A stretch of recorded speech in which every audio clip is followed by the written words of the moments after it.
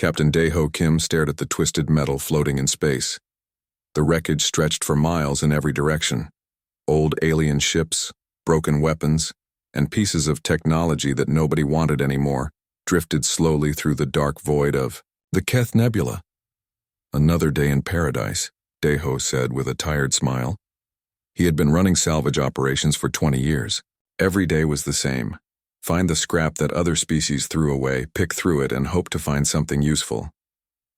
His ship, the Resilience, was small and patched together from parts of a dozen different alien vessels. It looked ugly, but it worked. That was what mattered out here in the far edges of space. "Captain, I'm picking up something big on the scanners," called Hyunwoo Park from the pilot's seat. The young man was only 25, but he could fly anything with engines. "Looks like a Vorthak battlecruiser about 2 kilometers to starboard." Daeho's eyes lit up.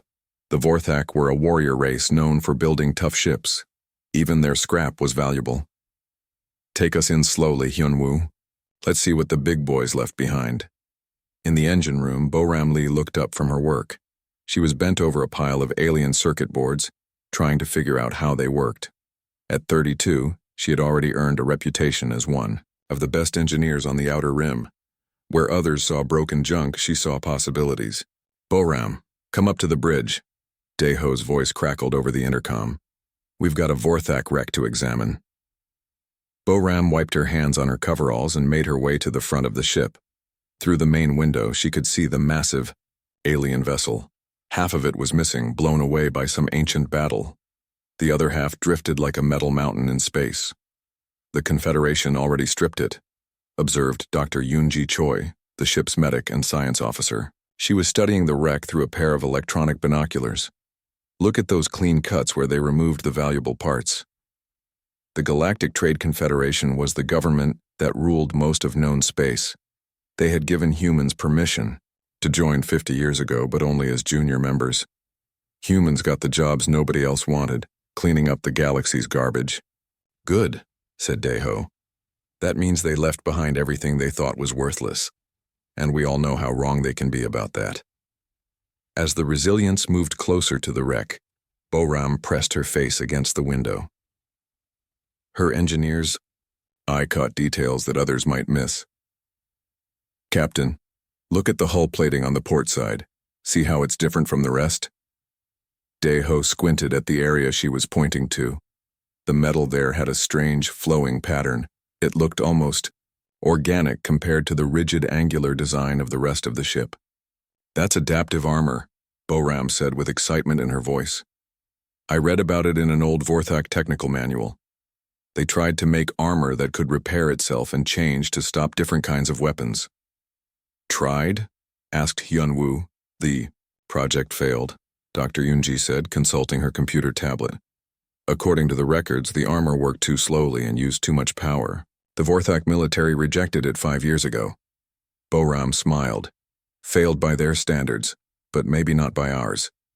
The Resilience docked with the wreck using magnetic clamps. The 4 crew members put on their spacesuits and entered the dead ship through a hole in its side. Their helmet lights cut through the darkness as they moved through twisted corridors. "Stay together," Daeho ordered. "These old wrecks can be dangerous." They made their way to what had been the ship's armory. The valuable weapons were gone, but Boram was more interested in the walls. She ran her gloved hand over a section of the strange adaptive armor. "It's still active," she whispered in amazement. "Very low power, but the nanocircuits are still trying to repair themselves." Dr. Yoonji used her scanner to examine the armor. "The molecular structure is fascinating. Each section can communicate with the others and share information about incoming threats." "Can we take some samples?" asked Daeho. "Already working on it," Boram replied, using a laser cutter to remove several pieces of the armor plating. As they worked, Hyunwoo kept watch by the entrance. "Captain, we've got company incoming. 3 ships, Confederation markings." Daeho cursed under his breath. Confederation inspectors were always trouble. They treated human salvage crews like criminals, even though the humans had proper permits. The 4 crew members quickly gathered their samples and returned to the Resilience. By the time the Confederation ships arrived, They were back at their workstations, pretending to examine less interesting pieces of wreckage. The lead Confederation ship was sleek and white, built by the Zenthari species. It docked with the Resilience, without asking permission. A few minutes later, Commander Velnash entered their ship. The Zenthari was tall and thin, with blue-gray skin and 4 arms. His uniform was perfectly clean and decorated with many medals. He looked around the Resilience's cramped interior with obvious disgust. "Captain Kim," Velnash said in accented English. "Still collecting garbage, I see." "Just doing our job, Commander," Deho replied politely. "Everything according to our salvage permits." Velnash walked around the ship, examining their equipment with his 4 eyes. "Humans and your primitive methods. You spend your time digging through scrap while advanced species explore new frontiers." Bo-Ram bit her tongue to keep from saying something rude. She had learned more about alien technology in the past 5 years than most Confederation engineers learned in their entire careers. "The Vorthak wreck has already been processed," Velnash continued. "Anything of value has been removed. I trust you're not wasting time on their failed experiments." "Just looking for spare parts," Deho said with a straight face. "You know how humans are. We can't afford the good stuff." Velnash made a sound that might have been laughter. "Indeed. Well, stay in your designated sectors, Captain. The Outer Rim is where humans belong, dealing with the galaxy's refuse." After the Confederation ships left, the crew of the Resilience allowed themselves to relax. Bo-Ram carefully stored the armor samples in a shielded container in her workshop. "Failed experiments," she muttered to herself. "We'll see about that." Dr. Yunji joined her in the workshop. "What are you thinking?" "I'm thinking the Vorthak gave up too easily," Bo-Ram said. "This armor doesn't just repair itself, it learns. Each time it's damaged, it remembers and adapts. The Vorthak wanted instant results, but this technology needs time to develop. And humans are good at being patient with technology," Dr. Yunji observed. "Exactly. We fix things instead of throwing them away. We find new uses for old tools. That's what makes us different." In the pilot's seat, Yunwoo was plotting a course to their next salvage site. "Where to next, Captain?" Daiho looked out at the vast field of abandoned alien technology surrounding them. Somewhere in all that worthless scrap were the building blocks of something amazing. He could feel it. "Take us deeper into the nebula," he said. "Let's see what other failed experiments we can find." As the Resilience moved away from the Vorthak wreck, Bo-Ram was already planning her next project. The adaptive armor was just the beginning. She had ideas about combining it with other discarded technologies, energy shields that the Kelrani had abandoned, navigation systems that the Theks considered obsolete. The other species in the galaxy saw only failure and waste. But humans saw potential, and that difference was about to change everything. The Keth Nebula stretched endlessly around them, filled with the cast-off dreams of 100 alien civilizations. To the Galactic Trade Confederation, it was a graveyard. To the crew of the EO, Resilience, it was a treasure chest waiting to be opened. Behind them, the Vorthak wreck continued its slow drift through space. But it was no longer complete. Hidden in the workshop of a small human salvage ship, pieces of adaptive armor were beginning a new journey, one that would take them far beyond their creator's limited imagination. The galaxy's refuse was about to become its future, and nobody suspected a thing. 3 weeks later, the Resilience docked at Nexus Point, a sprawling space station built from the bones of old ships. The station served as a trading post for smugglers, salvage crews, and anyone else who didn't fit into proper Confederation society. Captain Daeho Kim walked through the crowded corridors toward the engineering section they had rented. The air smelled of oil, welding fumes, and alien spices from the food vendors. This was the kind of place where humans could work, without Confederation inspectors looking over their shoulders. Bo-Ram Lee had been working non-stop since they arrived. Her workshop was filled with pieces of alien technology arranged in careful patterns on metal tables. The Vorthak armor samples sat in the center, connected to various machines by thin wires. "Any progress?"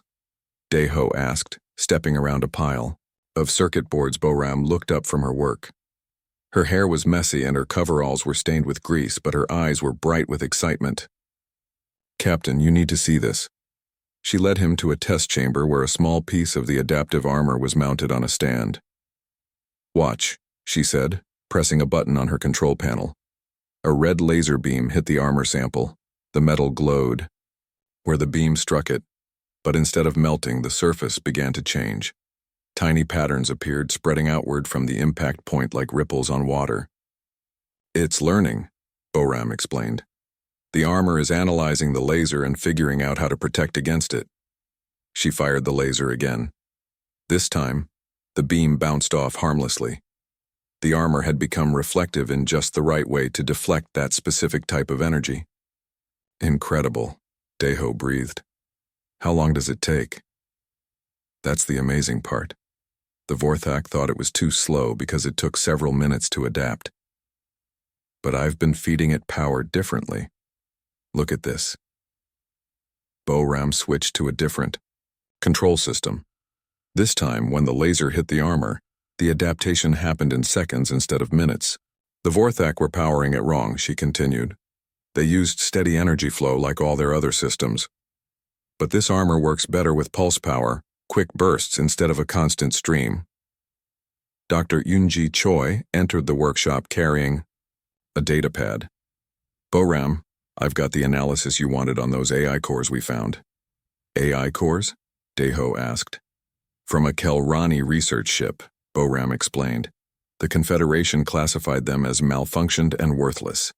But Yoonji thinks they might not be broken at all." Dr. Yoonji nodded. "The cores aren't malfunctioning. They're evolving. The original programming was designed to solve specific problems in specific ways. But these cores started developing their own solutions. The Kelrani shut them down because they couldn't predict what the AIs would do next," Boram added. "They called it a dangerous malfunction." Deho smiled. "Let me guess. You think it's actually an improvement?" "Exactly. Creative problem solving. Instead of rigid programming. It's like the difference between following a recipe and knowing how to cook." Boram showed him another experiment.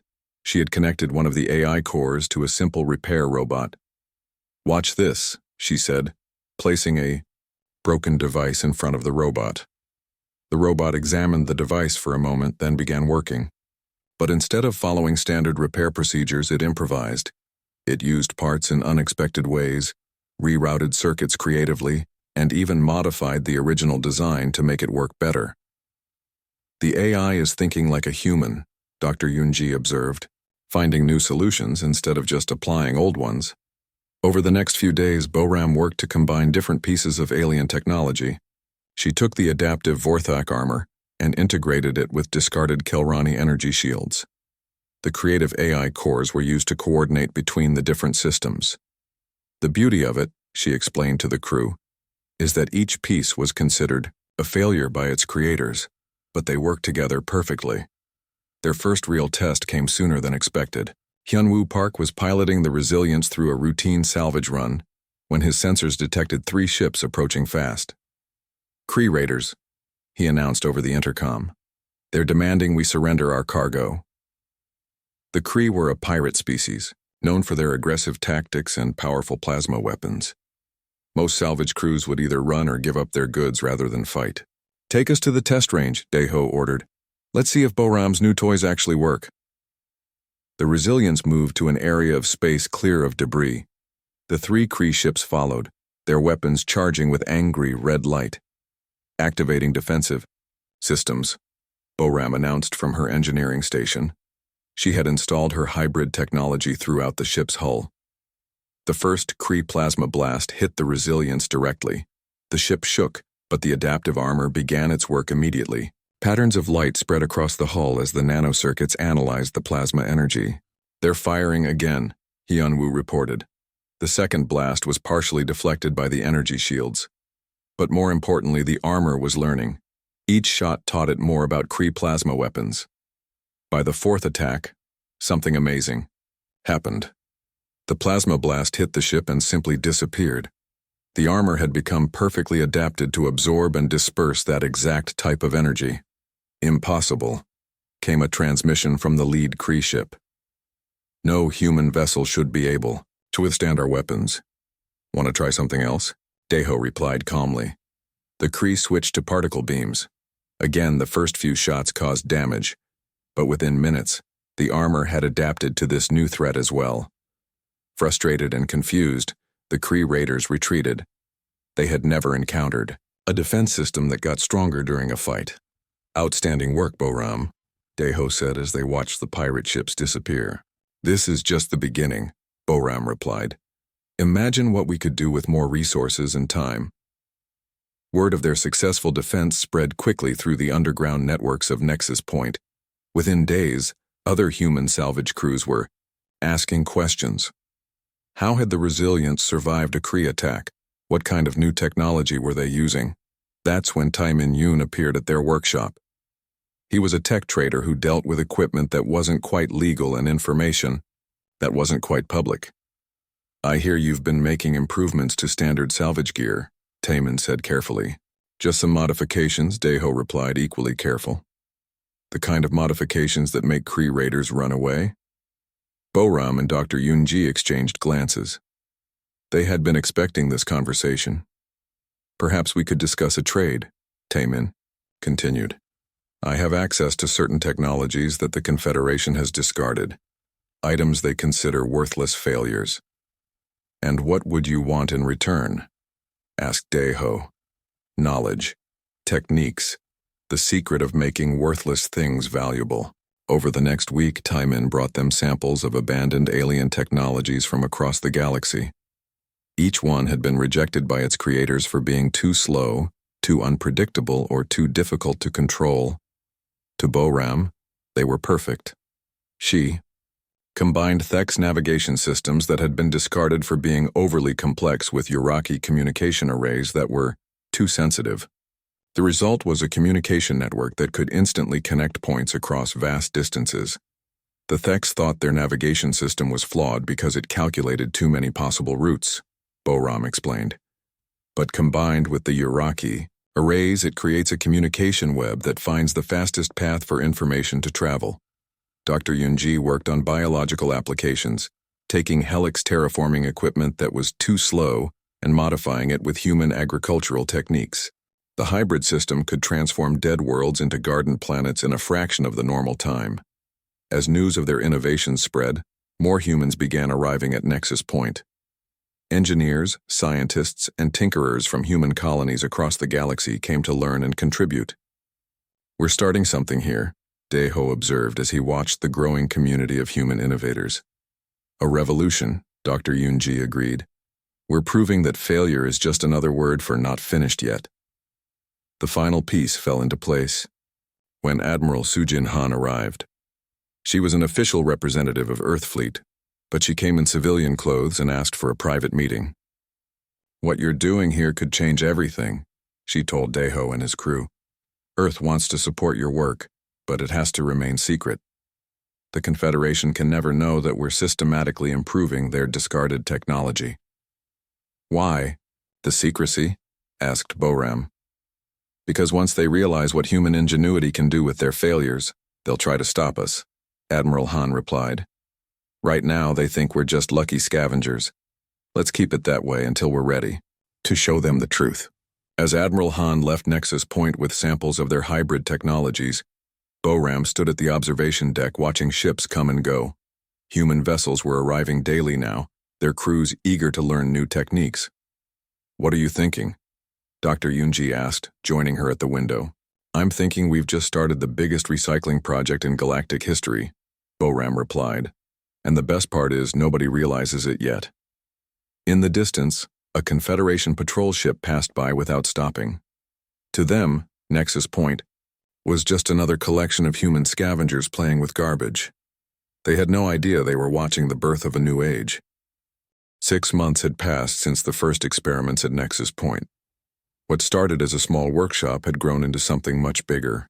Human settlements across the galaxy were quietly sharing information, trading modified technologies, and turning alien failures into amazing successes. Captain Deho Kim stood in the communication center of New Haven, a human colony on the edge of Kree space. The room was filled with screens showing data from dozens of other human settlements. Each one reported new breakthroughs made from discarded alien technology. "The network is working perfectly," said Du Young Kwan, a former Confederation military analyst who had joined their cause.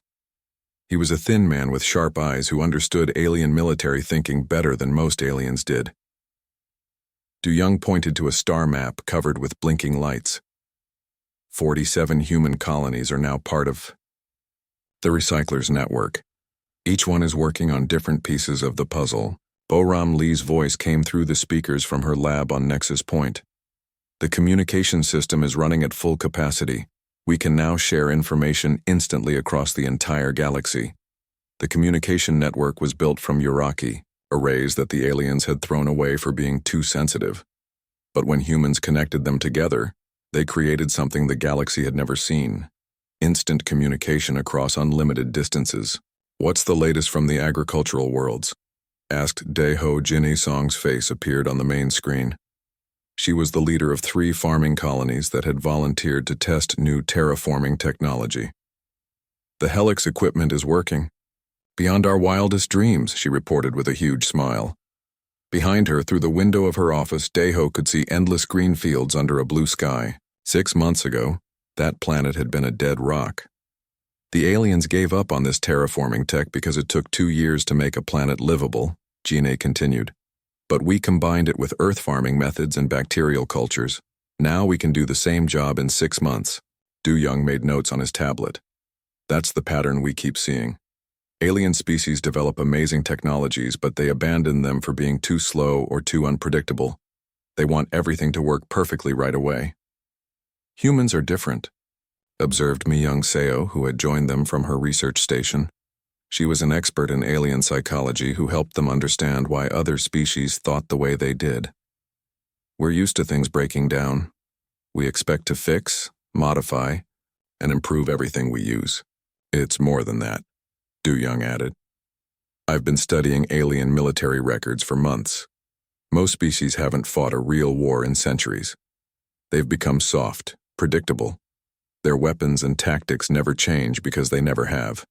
To his analysis was proven right when the Kree launched their biggest attack yet. A fleet of 30 raider ships approached the New Haven colony, expecting an easy victory against primitive human defenses. What they found instead was a nightmare. Colony's defense grid was built entirely from technology that various alien species had discarded. Vorthak adaptive armor covered every important building. Modified Kelrani shields protected the spaceport. Uraki sensor arrays detected the attackers while they were still hours away. But the real surprise was the weapons. "Incoming Kree fleet," announced the colony's defense coordinator. 30 ships, standard attack formation. Jinny Song watched from the command center as the raiders approached. "Activate all defensive systems. Let's show them what human engineering can do." The first wave of Kree plasma fire hit the colony's shields. But these weren't ordinary shields. They were learning shields. Each blast taught them how to better deflect the next attack. "Their weapons are getting less effective," reported the weapons officer. "The shields are adapting faster than they can adjust their aim." The Kree commander tried switching to different weapons: particle beams, ion cannons, even old-fashioned explosive missiles. But the human defenses adapted to each new threat within minutes. "Impossible," came the frustrated transmission from the Kree flagship. "No colony should be able to withstand this much firepower." "Want to see what else we can do?" Jin-A replied calmly. The colony's counterattack began. The weapons were built from Zenthari targeting systems that had been discarded for being too complex, and Vorthak energy cores that were too unstable. Combined with human creativity, they became something entirely new. Instead of firing straight at the enemy ships, the weapons fired at empty space. The energy beams bounced off specially placed reflector satellites, creating a web of light that surrounded the Kree fleet from all directions. The raiders found themselves trapped in a cage of energy that got smaller and tighter with each passing minute. Their own weapons were useless because they couldn't target the real source of the beams. "Surrender now," Jin-A broadcast to the Kree fleet. or we'll demonstrate what happens when you push humans too far. The Kree fleet retreated without firing. Another shot. Word of their defeat spread quickly through the pirate networks. Within days, attacks on human colonies dropped to almost zero, but the victory had an unexpected consequence. Commander Velnash of the Confederation noticed the unusual patterns in the attack reports. How does a farming colony defeat 30 Kree raiders? He asked his staff during a meeting on the Confederation capital world. Lucky accident, suggested one of his officers. Perhaps the humans found some working Confederation weapons in the salvage. 30 ships, Velnash repeated. Defeated by farmers. There's something we're missing. Mi Young-seo had been monitoring Confederation communications through the Recyclers network. When she heard about Velnash's investigation, she called an emergency meeting. They're starting to notice our success rate, she warned the other leaders. If they figure out what we're really doing, they'll try to stop us. What do you suggest? Asked Daeho. Mi Young smiled. We use their own prejudices against them. They think humans are primitive and lucky. Let's give them evidence that supports that belief. Her plan was brilliant in its simplicity. Every time Confederation investigators showed up at human colonies, they found exactly what they expected to see: lucky accidents, primitive intuition, and simple explanations for complex successes.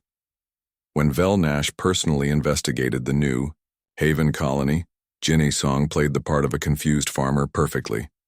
I don't really understand how the defenses work, she told him with a straight face. We just connected some old equipment we found and hoped for the best. And it just happened to work? Velnash asked suspiciously. Humans have always been lucky with machines, Jinny replied. We have a natural feel for fixing things even when we don't understand them. The investigators examined the defense systems, but found nothing that looked like advanced technology. The human engineers had disguised their innovations to look like crude modifications of salvaged equipment. Primitive but effective, Velnash concluded in his report. Humans appear to have an instinctive ability to make broken technology function through trial and error. Meanwhile, the Recyclers network continued to grow. Human colonies were sharing discoveries at an amazing rate. A breakthrough on one world would be tested and improved on 10 others within days. Dr. Yoonji Choi had established a medical research station that was revolutionizing alien healing technology. The Helix gave up on this regeneration device because it worked too slowly, she explained during a network meeting. But we've found that slow healing is actually better healing. The tissue grows back stronger than before. Boram was working on transportation technology. The Thex abandoned these engines because they were unpredictable, she reported. But unpredictable just means creative. These engines can find shortcuts through space that no one has ever used before. Du Young kept track of the bigger picture. We're not just improving individual technologies, he explained to the network leaders. We're developing a completely different approach to problem solving. While alien species specialize and perfect single solutions, we're learning to combine and adapt everything. The proof came when a human trade convoy was attacked by a combined force of Kree and Zenthari pirates. The convoy consisted of only 5 ships, but they were equipped with hybrid technologies from across the Recyclers network. The battle was over in minutes, not because the human ships had better weapons, but because they could adapt their tactics faster than the enemy could react. They're using our own strategies against us, complained the Zenthari commander after his fleet retreated. But they're doing things we never thought of.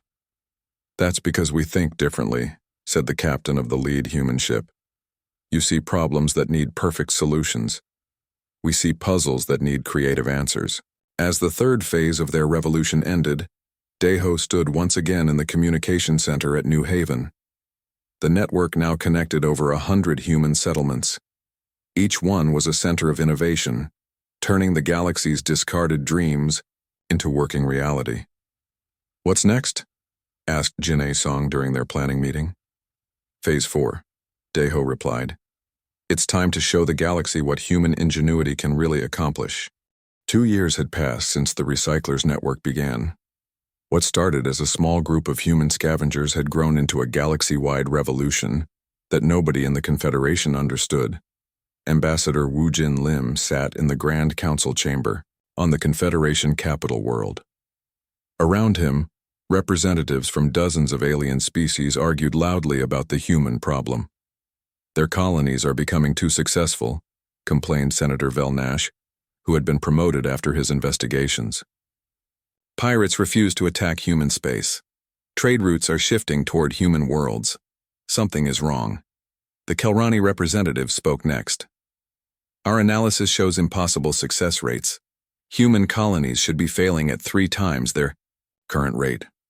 Instead, they're thriving. Wu Jin kept his face calm while listening to their complaints. As Earth's first official ambassador to the Confederation, he knew exactly why human colonies were succeeding, but he couldn't tell these aliens the truth. Perhaps humans are simply better at adapting than expected, he suggested carefully. The chamber erupted in angry voices. The idea that primitive humans could be better at anything was insulting to species that had ruled the galaxy for thousands of years. Chancellor Torval, the ancient leader of the Confederation, raised his hand for silence. The Council demands, answers Ambassador Lim. How do your people achieve such unlikely success? Hard work and determination, Wu Jin replied. Humans don't give up easily. It was true, but it wasn't the whole truth. The real secret was hidden in hundreds of human workshops across the galaxy, where engineers like Boram Lee were turning alien failures into miraculous successes. Meanwhile, on Earth, Admiral Hairin Bay was preparing for the moment they all knew was coming. The Confederation was getting suspicious, and soon they would demand real answers. How's the fleet coming along? She asked Commander Sung Ho Nam, who was overseeing ship construction. Better than expected, Sung Ho replied. Every ship is built from technologies that alien species threw away. The Confederation thinks we're using primitive Earth equipment. Admiral Hairin walked through the orbital shipyards above Earth. Hundreds of human vessels were under construction, each one a masterpiece of adapted alien technology. To outside observers, they looked like ugly patchwork ships built from scrap metal. In reality, they were the most advanced vessels in the galaxy. The adaptive armor systems are installed on all ships, reported Chief Engineer Boram, who had been promoted to Admiral of Engineering. Each ship can learn from enemy attacks and become stronger during battle. What about the weapons? Asked Hairin. A mix of everything, Boram replied with a smile. Vorthak energy cores, Zenthari targeting systems, Kelrani shields, Thex navigation, all the failed technologies that nobody wanted. Combined together, they create weapons that can adapt to any situation.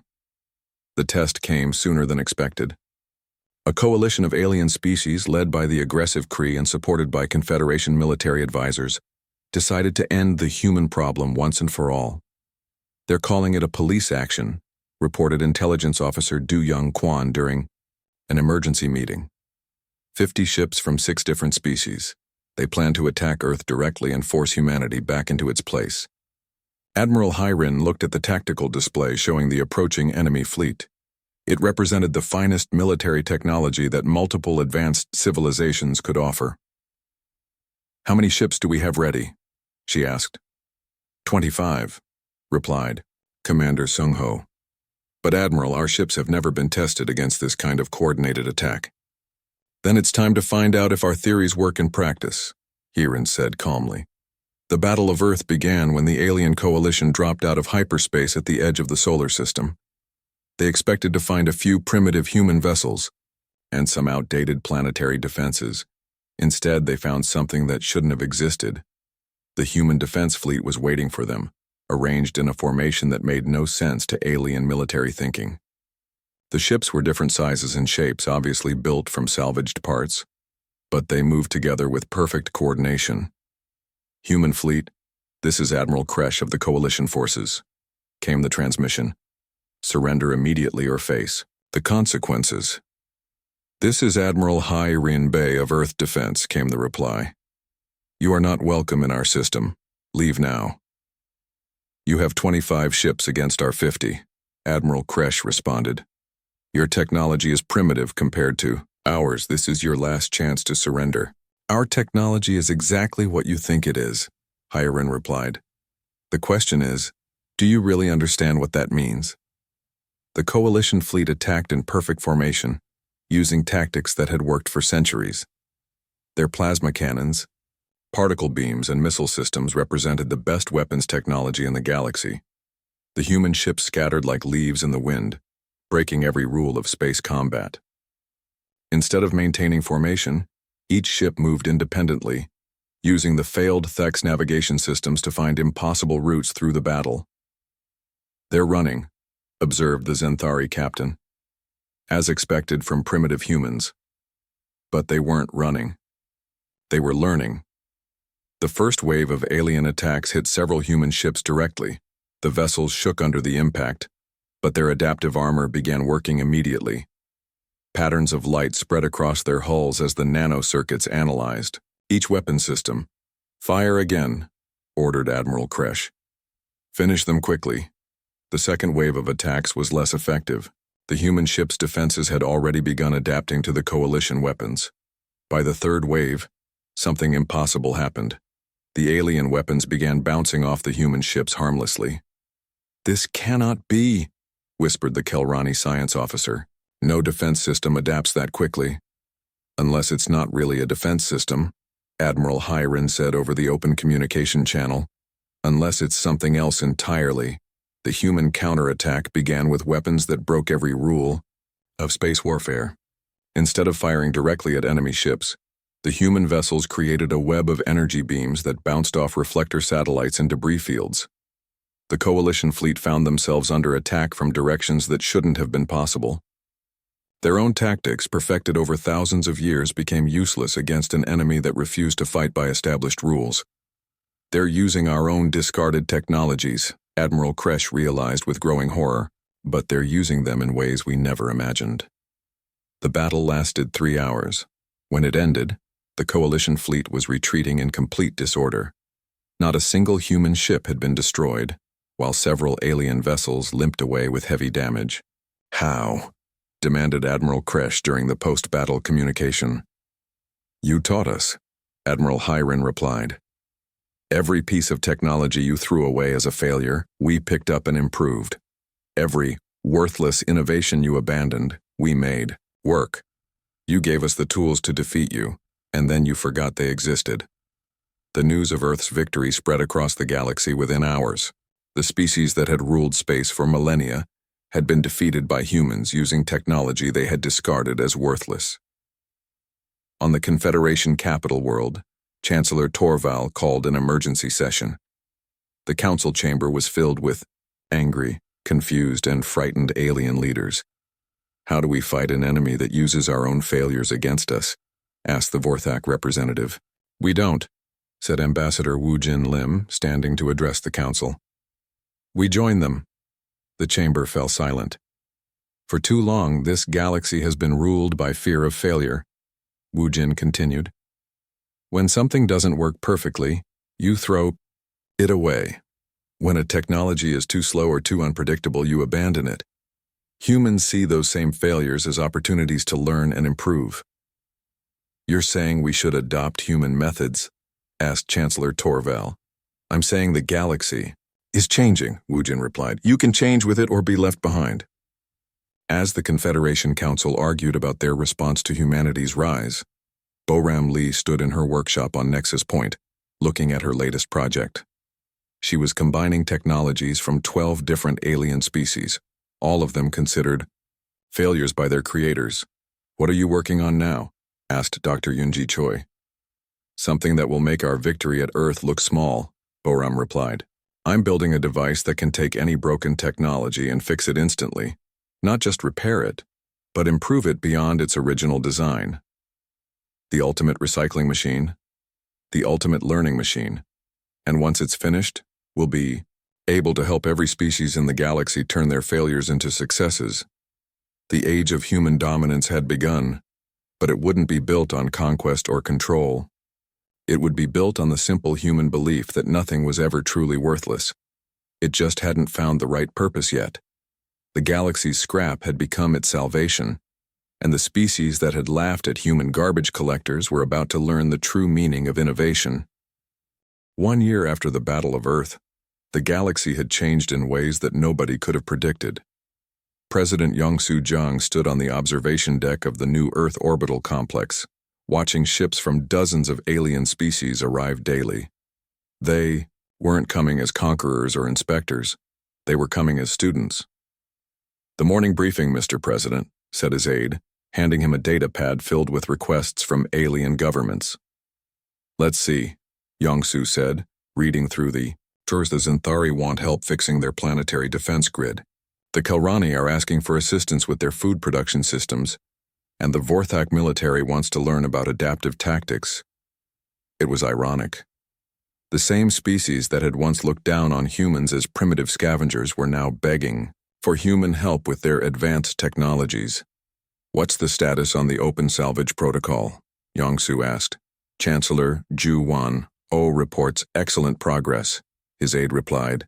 17 alien species have agreed to share their discarded technologies in exchange for human innovation techniques. The open salvage protocol was humanity's masterstroke. Instead of hoarding their new technologies, they offered to share their methods with anyone willing to participate. It seemed generous, but it was actually brilliant strategy. The beauty of the system, Chancellor Ju Wan had explained to the Earth Council, is that we're still the only ones who truly understand adaptive innovation. They can copy our techniques, but they can't copy our mindset. In his workshop on Nexus Point, Bo-Ram Lee, now Director of Galactic Innovation, was demonstrating human methods to a group of alien engineers. The students included representatives from species that had once considered humans too primitive to deserve respect. The key principle, Bo-Ram explained, is to see failure as incomplete success, not permanent defeat. She held up a piece of Xanthari technology that had been abandoned for being unreliable. In its original form, it was supposed to be a precision tool that worked exactly the same way every time. But the tool kept changing its behavior, which the Xanthari considered a fatal flaw. "Your engineers saw unpredictability as a problem," Bo-Ram told the Xanthari student. "But unpredictability can be a feature, not a bug." She connected the tool to a human-designed control system. "Now watch what happens when we give it different problems to solve." The tool began working, but instead of following one rigid program, it adapted its approach to each new task. It became more efficient and creative with each use.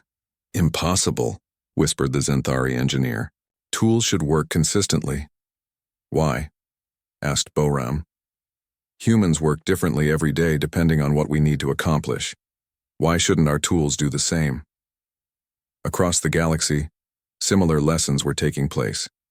Human teachers were showing alien civilizations how to see their failures in new ways.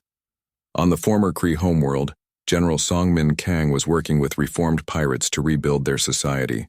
The Kree had spent centuries perfecting the art of taking things from others. Now they were learning the art of making things better. "Raiding is easy," Song-Min explained to a group of former Kree warriors. "Anyone can destroy or steal. But building, something new from broken pieces, that takes real skill." The Kree were natural students for this lesson. Their entire culture was based on taking whatever they wanted. Learning to improve what they found instead of just using it was revolutionary for them. "We always thought strength meant having the biggest weapons," said Kree Captain Torhan, who had once led attacks on human colonies. "But you've shown us that real strength means making any weapon better." The transformation wasn't just technical, it was philosophical. Alien species that had been stuck in rigid thinking for thousands of years were learning to be flexible and creative. But the biggest change came from an unexpected source. Commander Vel Nash, the Xanthari official who had once mocked human garbage, Collecting requested a private meeting with President Soo-jung. "I owe your species an apology," Velnash said during their conversation in the Earth orbital complex. "I spent years believing that advanced meant perfect. You've taught us that advanced means adaptable." "What changed your mind?" Soo asked. "My own government asked me to negotiate for human assistance," Velnash replied. "Our perfect technologies are failing because the galaxy is changing, and they can't change with it. Your primitive technologies keep getting better because they were designed to evolve." Velnash had become one of humanity's strongest advocates in the reformed Galactic Council. The same official who once tried to keep humans in their place now argued that human methods should be taught throughout the galaxy.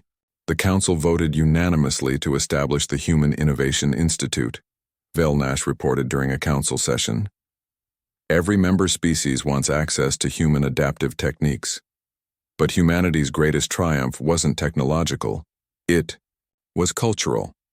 Dr. Yoonji Choi, now Director of Interspecies Relations, had been studying the psychological changes happening across the galaxy. Fear of failure kept these civilizations from growing for millennia, she explained to the Earth leadership. By showing them that failure is just another step toward success, we've unlocked their potential. Species that had been enemies for thousands of years were now working together, combining their failed technologies under human guidance. The galaxy was becoming more creative, more flexible and more cooperative than it had ever been. The ultimate symbol of this change was the new Galactic Innovation Center, built in orbit around Earth. It was constructed entirely from technologies that various species had abandoned as worthless. But working together, those failures created something magnificent. "It's beautiful," said Admiral Dae-ho Kim, now Earth's Minister of Galactic Affairs, as he toured the completed station. The center was a patchwork of different architectural styles and technologies, but somehow it all worked together perfectly.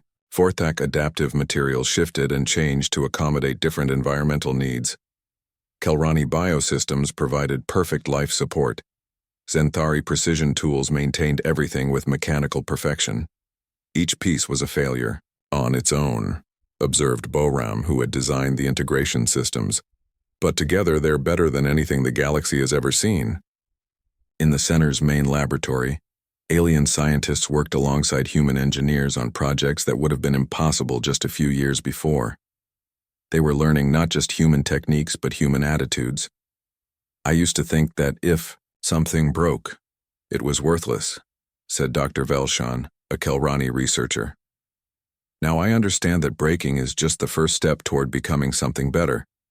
The transformation was complete when the Galactic Council officially appointed humanity as the galaxy's innovation coordinators. It was a position that had never existed before, because no species had ever thought about systematically improving the technologies of others. "We're not ruling the galaxy," President Yongsu explained to the Earth Council. "We're teaching it to rule itself better." As the years passed, the galaxy became a place of constant innovation and improvement. Old technologies were constantly being rediscovered and reimagined. Species that had been static for millennia became dynamic and creative. The final scene of humanity's transformation from scavengers to teachers took place back where it all began, in the Keth Nebula, the galaxy's great junkyard. Admiral Dae-ho Kim, now an old man, piloted a ceremonial tour through the nebula. With him were representatives from every major species in the galaxy. They came not to dump their failures but to learn from them. "This is where we first discovered the Vorthak adaptive armor," Dae-ho told his guests, pointing to the ancient wreckage. "It was considered worthless by its creators, and now it protects ships throughout the galaxy," added the Vorthak representative with pride.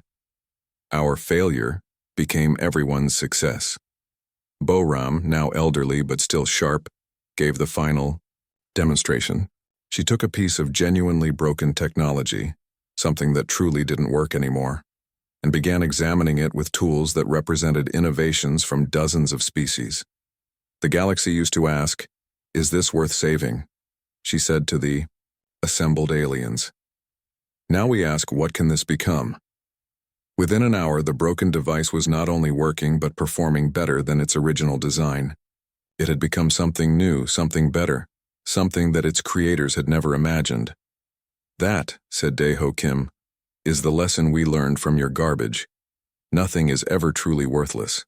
It just hasn't found its true purpose yet." The galaxy had laughed at human scrap collectors. Now that same galaxy was built on the principle that every failure was just success waiting to be discovered. Humanity had won, not by conquering the stars, but by teaching them to